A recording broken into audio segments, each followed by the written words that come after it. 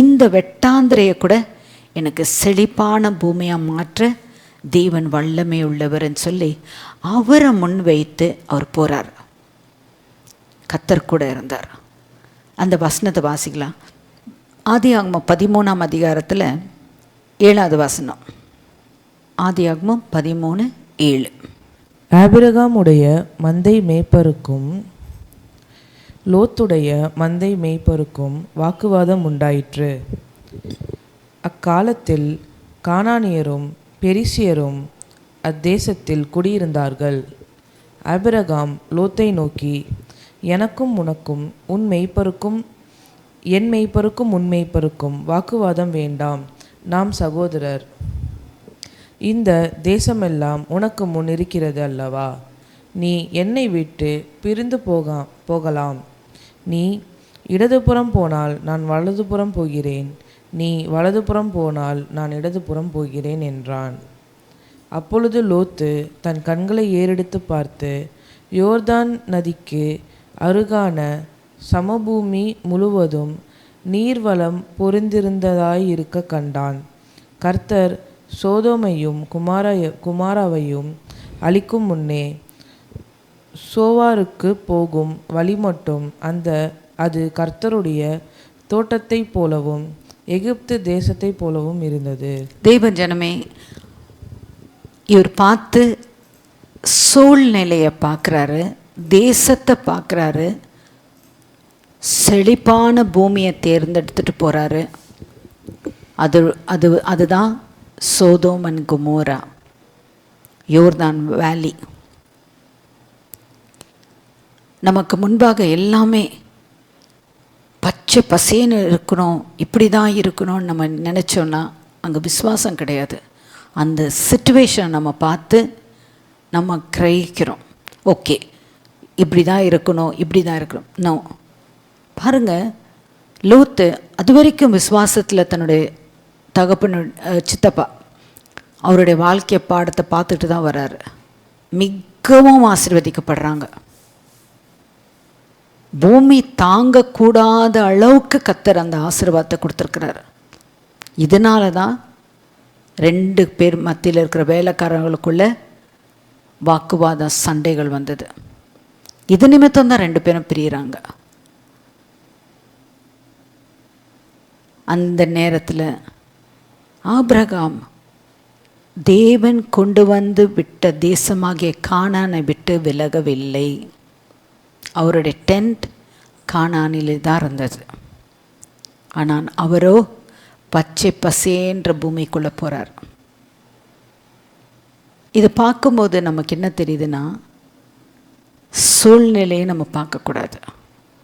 வாக்கு பண்ணினவர் உண்மை உள்ளவர், அவர் நிறைவேற்ற அவர் வல்லவர், அவர் சொன்னபடியே செய்ய அவர் தேவன். பாருங்க, அவங்க போகிறாங்க. லோத்து அந்த தேசத்துலேயும் மிகவும் ஆசீர்வாதமாக தான் இருந்தார். ஆனால் முடிவு நம்ம இன்றைக்கு நம்ம யோசிக்க வேண்டியது, தன்னுடைய மனைவி அந்த சோதோமும் குமாராவுடைய பாவம், அந்த தேசத்தில் இருக்கிற பாவம் மிகவும் கொடூரமாக இருந்தது.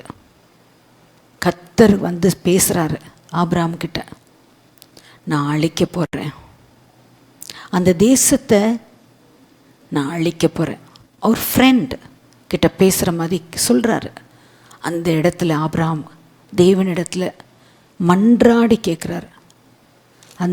அந்த போர்ஷன் வந்து அவரை அழிக்கிறதுக்கு முன்னதாக ஆபிரகாம் இடத்துல வந்து பேசும்போது ஆபிரகாம் தேவனிடத்தில் கேட்குறாரு.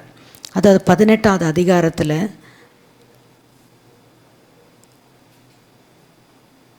20வது வசனம், அதாவது 19வது வசனத்துலேருந்தே நம்ம வாசிக்கலாம்.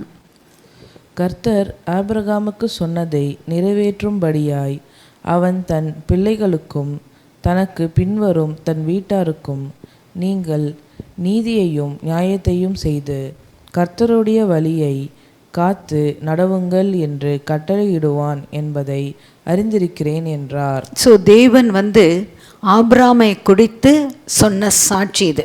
அடுத்த வசனம் பாருங்களேன். பின்பு கர்த்தர் சோதோம் குமோராவின் கூக்குரல் பெரிதாய் இருப்பதினாலும் அவைகளின் பாவம் மிகவும் கொடிதாய் இருப்பதினாலும் நான் இறங்கி போய் என்னிடத்தில் வந்து எட்டின அதன் கூக்குரலின்படியே அவர்கள் செய்திருக்கிறார்களோ இல்லையோ என்று பார்த்து அறிவேன் என்றார். தெய்வஜனமே, கர்த்தர் இந்த தேசத்தை சோதோம்லேயும் குமோராவிலையும் நடக்கிற எல்லா அந்நியாயத்தை, இங்கே தேவன் என்ன சொல்கிறாரு, ஆபிரகாமை குறித்து சொல்லும்போது அவன் தன் பிள்ளைகளுக்கும் பின்வரும் சந்ததிக்கும் நீதியையும் நியாயத்தையும் உண்மையாக நடக்கிறது எப்படின்னு சொல்லி கற்றுக் கொடுப்பான்ன்ற அளவுக்கு கர்த்தர் ஆபிரகாமை குறித்து சாட்சி சொல்கிறார். அதுவே அந்த சோதோம் அண்ட் குமோராவில் நடக்கிற அநியாயத்தை பார்க்கும்போது கர்த்தர் மிகவும் வேதனைப்படுகிறார். அந்த இடத்துல ஆபிரகாமின் அண்ணன் மகன் லோத், அவனுடைய குடும்பம் இருக்கிறத கர்த்தர் வந்து பேசுகிறாரு. இந்த தேசத்தை நான் அழிக்க போகிறேன், அங்கே ஜனங்க செய்கிற அநியாயத்தை நான் இனிமேல் பார்க்க மாட்டேன். இப்போ நீங்கள் பாருங்களேன், நம்ம தேசத்தில் அநியாயம் நடக்குது, தப்பான வழிகளில் மக்கள் போகிறாங்க. கர்த்தர் காணாமல் இல்லை, எல்லாவற்றையும் அறிந்திருக்கிறார். ஒவ்வொருத்தருக்குள்ளேயும் தேவன் மனசாட்சின்றது வைத்திருக்கிறார். நான் செய்கிறது தப்பு, நான் இந்த வழியில் போகிறது தேவனுக்கு பிரியம் இல்லை, மனசாட்சின்னு கொடுத்துருக்கிறார். அந்த மனசாட்சியை நம்ம கேட்காம, அதை உணரக்கூடிய காரியங்கள் உணராமல் நம்ம போகும்போது தான் அந்த பாவங்குள்ளே போய் ஜனங்க சிக்கிக்கிறாங்க. அதுதான் அந்த தேசத்தில் நடந்தது. அந்த தேசத்தில் நடந்த உடனே தேவன் உடனடியாக கீழே இறங்கி வருகிறார். வந்து ஆபிரகாம் கிட்ட பேசுகிறார். பேசும்போது அந்த வசனம் சொல்லுது பாருங்க, 22வது வசனத்துலேருந்து. அப்பொழுது அந்த புருஷர் அவ்விடம் விட்டு சோதோமை நோக்கி போனார்கள். ஆபிரகாமோ பின்னும் கர்த்தருக்கு முன்பாக நின்று கொண்டிருந்தான். அப்பொழுது ஆபிரகாம் சமீபமாய் சேர்ந்து, துன்மார்க்கனோடே நீதிமானையும் அழைப்பீரோ? பட்டணத்துக்குள்ளே ஒருவேளை 50 நீதிமான்கள் இருப்பார்கள். அதற்குள் இருக்கும் அந்த 50 நீதிமான்கள் நிமித்தம் ரட்சியாமல் அந்த ஸ்தலத்தை அழிப்பீரோ? தேவனே, எவ்வளோ அன்புள்ள தேவன் பாருங்க. ஒரு நம்ம ஃப்ரெண்டுக்கிட்ட பேசுகிற மாதிரி ஆபிரகாம் கிட்ட பேசுகிறாரு. அத்தனை ஜனங்க இருக்காங்க, அதில் 50 பேர் நீதிமான்கள் இருந்தாக்கா அந்த 50 பேரையும் இந்த துன்மார்க்கரோடு அழிச்சிருவீங்களா ஆண்டவரே? அப்படியே கவுண்ட் கொண்டாடுறாரு. 45 பேர், 40 பேர், 30 பேர், 20 பேர், 10 பேர். அங்கே 10 பேர் கூட கிடையாது, 4 பேர் தான். லோத்து, மனைவி, அவர்களுடைய 2 மகள்கள். கர்த்தர் என்ன பண்ணுறாரு, அவங்க 4 பேரையும் தேவ தூதனானவர் வந்து வெளியில் கொண்டு போயிடுறாங்க. ஆனால் ஒரு கண்டிஷன் சொல்கிறாங்க. அந்த கண்டிஷனை கர்த்தர் லோத்துக்கிட்ட கொடுக்கும்போது கர்த்தர் சொல்கிறாரு, நீ போ, இந்த தேசத்தை உன்னை ஜீவன் தப்ப மலை மேலே ஏறி போயிடு.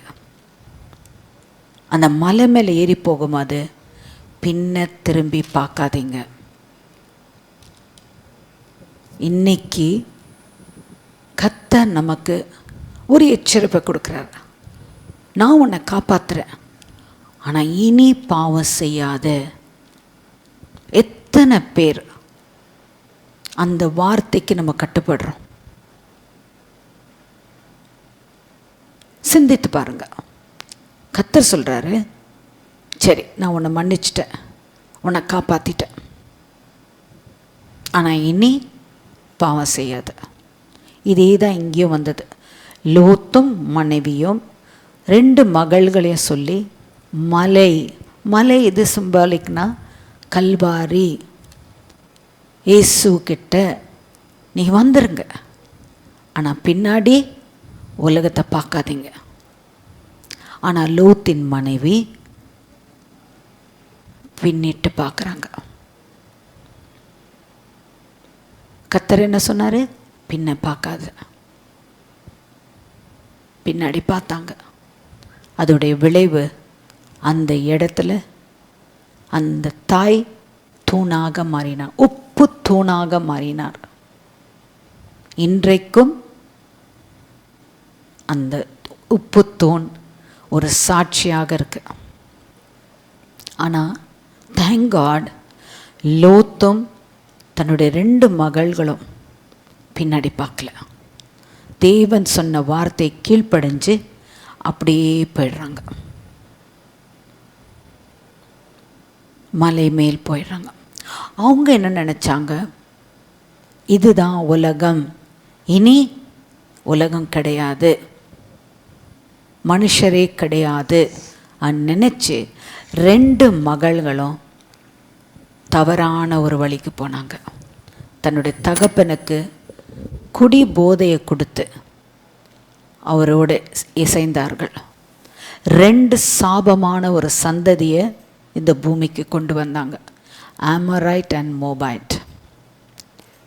ஸ்திரீகள் தேவ ஞானம் வேணும், எது செய்தாலும் தேவ ஆலோசனை வேணும்.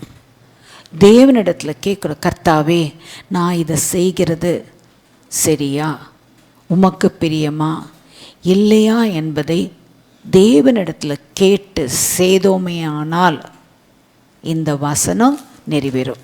நீதிமொழிகள் 14வது அதிகாரம் 1 வசனம்.